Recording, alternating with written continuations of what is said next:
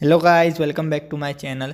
तो आज की इस वीडियो में अनबॉक्सिंग करने वाले हैं Vivo Y51A की, जो Vivo की तरफ से हाल ही में लॉन्च हुआ है। इसकी प्राइसिंग इंडिया में 18,000 रुपये रखी गई है और इसमें हमें एक ही वेरिएंट देखने को मिलता है 8GB प्लस 128GB का। तो इस वीडियो में पूरा आपको डिटेल रिव्यू बता दूंगा कि फ़ोन आपको लेना चाहिए या फिर नहीं लेना चाहिए, उस फ़ोन में आपको क्या क्या देखने को मिलता है। तो वीडियो को कहीं भी स्किप नहीं करना। चलो बिना किसी देरी के इस वीडियो को स्टार्ट करते हैं।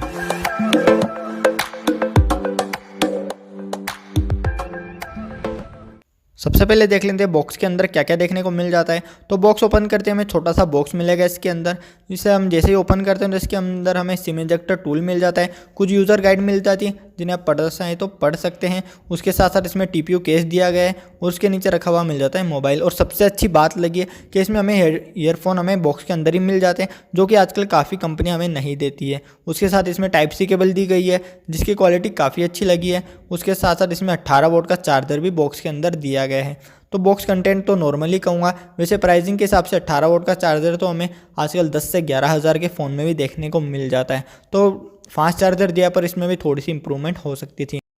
अब देख लेते हैं इस फ़ोन के लुक डिज़ाइन की तरफ। तो दिखने में यह फ़ोन मुझे काफ़ी ज़्यादा पसंद आया, क्योंकि इसका ब्लू कलर जो है वो काफ़ी अच्छा है और काफ़ी नया ब्लू कलर इसमें डाला गया है। उसके साथ साथ इसमें हमें नीचे की तरफ ब्लैकिश भी दिया गया है, जो कि लाइटिंग जैसे ही इसमें पड़ती है तो ये फ़ोन काफ़ी ज़्यादा शाइन करता है। तो लुक वाइज तो ये फ़ोन काफ़ी ज़्यादा अच्छा लगा है मुझे। इसमें आपको साथ साथ में प्लास्टिक बैग दिया गया है, जिसके हिसाब से इसमें स्क्रैचेस थोड़े से आ सकते हैं, पर इसमें प्लास्टिक के ऊपर में मैट फिनिशिंग दी गई है तो स्क्रैचेस काफ़ी कम आने के चांसेस है इसमें। ऊपर नीचे की तरफ लेफ्ट साइड में हमें इसमें वीवो की ब्रांडिंग दी गई है और ऊपर की तरफ आपको कैमरा सेटअप दिया गया है जिसमें ट्रिपल कैमरा मिल जाता है और उसके नीचे आपको इसमें फ्लैश दिया गया है। तो लुक वाइज तो ये फ़ोन काफ़ी अच्छा है। वैसे इस प्राइस रेंज में लुक वाइज ये फ़ोन टॉप 3 या टॉप 2 में ज़रूर आ सकता है। ये आपकी पर्सनल प्रेफरेंस पे जाता है। वैसे तो मुझे ये फ़ोन काफ़ी ज़्यादा पसंद आया है। लुक वाइज ये फ़ोन बहुत ही ज़्यादा अच्छा लगा है, वापस से बोल रहा हूँ। एक बार आपको इस फ़ोन का पूरा लुक दिखा देता हूँ, जिससे आपको पता चल जाएगा कि ये फ़ोन दिखने में एक्चुअल कैसा है।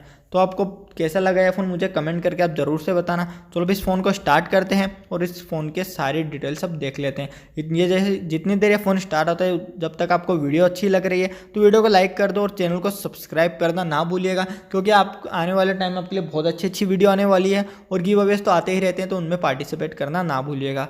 चलो अब देख लेते हैं इस फ़ोन की डिस्प्ले की तरफ। तो डिस्प्ले साइज इस फ़ोन की काफ़ी अच्छी है। 6.5 इंच की डिस्प्ले इसमें दी गई है, जिसमें इसका फुल HD प्लस रेजोल्यूशन इसमें दिया गया है। तो डिस्प्ले काफ़ी ज़्यादा बड़ी है और डिस्प्ले आपको एक IPS पैनल दिया गया है। अगर इसमें सुपर एमोलेड पैनल मिल जाता तो बहुत ही अच्छा हो जाता, क्योंकि 18,000 रुपये इसकी प्राइसिंग रखी गई है। तो आजकल हमें 18,000 रुपये में सुपर एमोलेड पैनल तो देखने को मिल ही रहे हैं। वैसे डिस्प्ले इसकी काफ़ी अच्छी लगी है, साइज़ वाइज बहुत अच्छी है और इसकी ब्राइटनेस भी काफ़ी ज़्यादा अच्छी है। 60 हर्ट्ज़ के रिफ्रेश रेट दिया गया है इसमें, जो कि डाउन पॉइंट तो नहीं है पर ठीक ठाक है। 90 हर्ट्ज़ होता तो काफ़ी अच्छा होता। बेजल्स इस फ़ोन में काफ़ी ज़्यादा कम आपको देखने को मिलती है। छोटी सी नोच ऊपर देखने को मिल जाती है और साइड के बेजल्स और नीचे का चिन भी इसमें काफ़ी कम दिया गया है।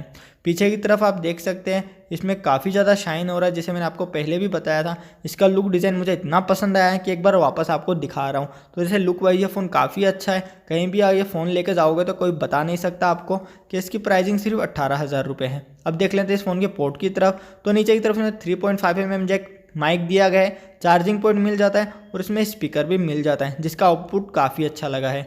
लेफ्ट साइड में इसमें आपको फिंगरप्रिंट सेंसर दिया गया है, उसी में आपके ऑन ऑफ बटन है और उसके ऊपर आपको वॉल्यूम रोकर इसमें दिए गए हैं। ऊपर की तरफ इस फ़ोन में आपको कुछ नहीं दिया गया है, सिर्फ आपको इसमें एक नॉइस कैंसिलेशन माइक दिया गया है। उसके साथ साथ इसमें आपको आपका सिम ट्रे मिल जाता है, जो कि एक डेडिकेटेड सिम कार्ड ट्रे है। इसमें आप 2 सिम कार्ड एक साथ यूज़ कर पाओगे और उसके साथ साथ इसमें आप मेमोरी कार्ड भी यूज़ कर पाओगे। तो एक काफ़ी अच्छी चीज़ लगी है। चलो अब देख लेते हैं इस फ़ोन की तरफ परफॉर्मेंस की तरफ, जो कि मुझे इतनी खास नहीं लगी है, क्योंकि इसमें वैसे तो आउट ऑफ द बॉक्स इसमें आपको फ्रंट टच 11 भी देखने को मिलता है और इसमें आउट ऑफ द बॉक्स ही आपको एंड्रॉयड 11 भी देखने को मिल जाता है, जो कि काफ़ी अच्छी चीज़ लगी मुझे। और प्रोसेसर वाइज ये फ़ोन काफ़ी ज़्यादा कम है, क्योंकि इसमें जो प्रोसेसर हमें देखने को मिलता है वो आजकल हमें 11,000 रुपये तक फ़ोन में 10 या 11,000 रुपये के फ़ोनों में ही देखने को मिल जाता है। तो इसमें स्नैपड्रैगन का 662 वाला प्रोसेसर देखने को मिला है, जो कि इतना खास परफॉर्मेंस नहीं देगा। एंड्रॉयड 11 दिया गया है तो इसमें फ़ीचर्स तो आपको काफ़ी ज़्यादा भर भर के ही दिए गए हैं। प्रोसेसर बस इसका एक प्रोसेसर ही डाउन पॉइंट लगा है मुझे। वैसे ये फ़ोन काफ़ी ज़्यादा अच्छा होने वाला है, आगे जो इसके स्पेक्स बताने वाला हूँ वो भी बहुत शानदार है। बस प्रोसेसर ठीक ठाक ही है, अगर प्राइसिंग के हिसाब से देखा जाए तो प्रोसेसर में थोड़ी सी इंप्रूवमेंट हो सकती थी। तो प्रो गेमिंग आप इसमें करोगे तो लो सेटिंग में काफ़ी अच्छी होने वाली है, हाई सेटिंग में गेमिंग आप इसमें नहीं कर पाओगे। डेली यूजेज इस फ़ोन का काफ़ी अच्छा होने वाला है क्योंकि स्नैपड्रैगन 662 की परफॉर्मेंस डेली यूज़ में काफ़ी अच्छी है। अब देख लेते हैं इस फ़ोन के कुछ फीचर्स की। तो इसमें आपको सभी फीचर्स मिल जाते हैं, wifi, Bluetooth, hotspot, FM radio, gyroscope जैसे सारे फीचर्स इसमें दिए गए हैं। फिंगरप्रिंट सेंसर इसमें साइड में मिल जाता है और फेस अनलॉक भी इसमें हमें दिया गया है। तो फाइनल देख लेते हैं बैटरी की तरफ, उसके बाद हम जाएंगे डायरेक्ट कैमरे की तरफ जो कि हमारा फाइनल पॉइंट होने वाला है। तो बैटरी इसमें काफ़ी अच्छी दी गई है, 5000 mAh की बैटरी दी गई है जिसके साथ 18 वोल्ट का चार्जर बॉक्स में दिया गया है। कंपनी क्लेम करती है कि 67 मिनट में यह हमारा फ़ोन 70% चार्ज कर देगा। तो चार्जिंग स्पीड तो नॉर्मली कहूँगा, वैसे इस फ़ोन को आप किसी और दूसरे फास्ट चार्जर से भी चार्ज नहीं कर पाओगे क्योंकि इस फ़ोन में सपोर्ट ही 18 वोल्ट तक दिया गया है। उसके साथ साथ आप देख लेते हैं इस फ़ोन के कैमरे की तरफ जो कि इसकी सबसे बड़ी मेन हाईलाइट है। तो इसमें रियर में ट्रिपल कैमरा दिया गया है। मेन कैमरा 48 मेगापिक्सल का है जिसका अपर्चर 1.8 है और एक वाइड एंगल कैमरा है। तो नाइट शूट के लिए फ़ोन आपके लिए काफ़ी अच्छा होने वाला है क्योंकि 1.8 अपर्चर होने के वजह से इसमें लाइट बहुत ज़्यादा कंज्यूम होगी। वैसे मैं आपको इसके सेकेंडरी कैमरे के बारे में बता देता हूं जो कि 8 मेगापिक्सल का है, जो कि एक अल्ट्रा वाइड सेंसर है और इसमें 2 मेगापिक्सल का मैक्रो लेंस दिया गया है। तो ये मैक्रो लेंस अगर थोड़ा सा और इम्प्रूवमेंट हो जाता तो काफ़ी अच्छा होता। और फ्रंट में भी इसका कैमरा काफ़ी अच्छा देखने को मिलता है, 16 मेगापिक्सल का वाइड एंगल सेल्फी इसमें दिया गया है। तो कैमरे वाइज तो ये फ़ोन काफ़ी ज़्यादा अच्छा है।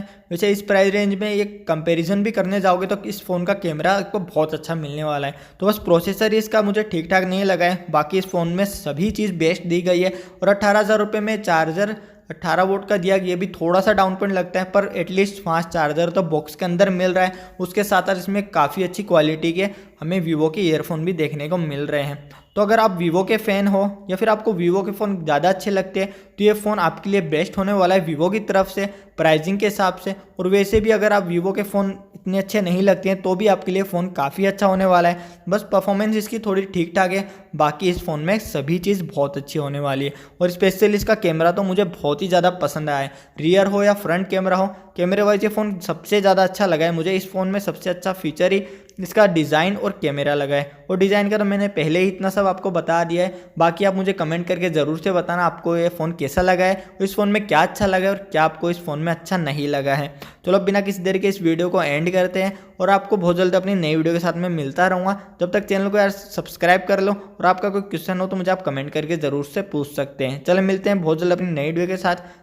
और आपने अभी तक हमारे सैमसंग बड्स लाइव और Mi10i का गिव अवे में पार्टिसिपेट नहीं किया है तो उसमें भी जाते जाते पार्टिसिपेट जरूर कर लेना। और वीडियो पसंद आई तो वीडियो को जाते जाते लाइक भी जरूर से करते जाना।